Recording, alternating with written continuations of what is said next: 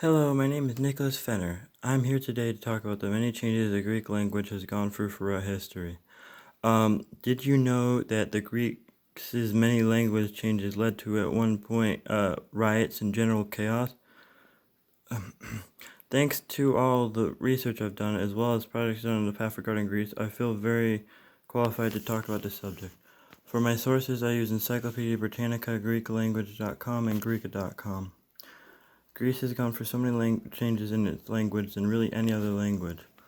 I'm going to essentially walk you from the history of Greece's language, the earliest written forms of Greek, Linear A, dating back to the Minoan civilization, to what I use today, Minoan Modern Greek, developed from Demotic. So to start with,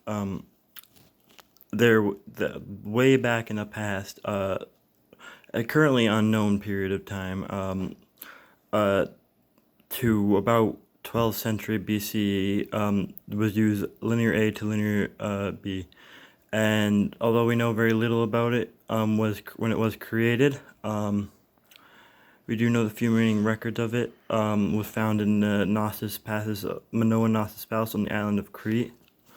And then in 12th century BCE, linear B was developed, but much of the records of the language were destroyed when the Mycenaean palaces were attacked and demolished. Then from 9th to 8th century was Ancient Greek.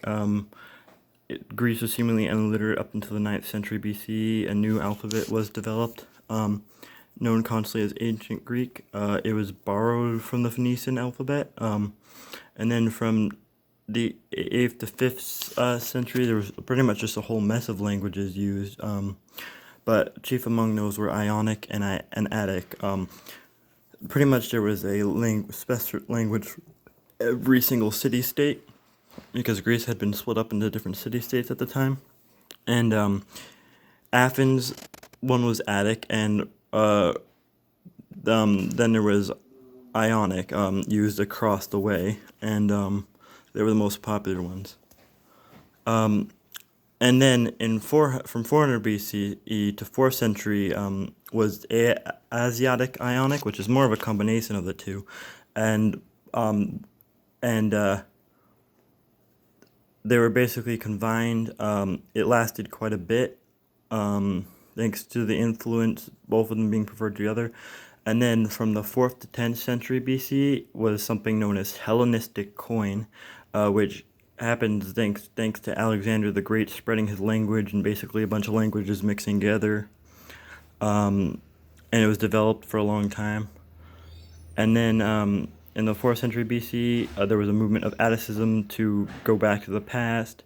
Moving on to the 11th to 15th century was it became Byzantine Greek thanks to the Atticism movement. A lot of the writing was constrained, and that essentially became Byzantine Greek. It's a lot harder to clearly define.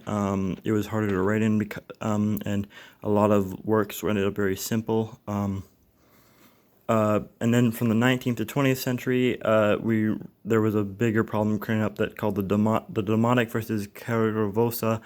And because a lot of problems because they needed a language that could work, and there essentially ended up being one good one for the administration education, being the Cafaravosa, the modern language, the common language, and then it was pretty much a fancy language. Demotic was used for everyday use, and it led to riots. And scholars using Demotic got beat up. There was riots going on. People were complaining Cafaros was using to deny people. It basically, the whole issue was completely solved in 1976, though. Demotic language just became the common language, and that's just sort of how it is today. So after all that, thanks for listening to my speech about the history of Greece's languages, and we pretty much went from the very early day linear A, and went through a bunch of different languages throughout history and up until modern Greek today, what is used today.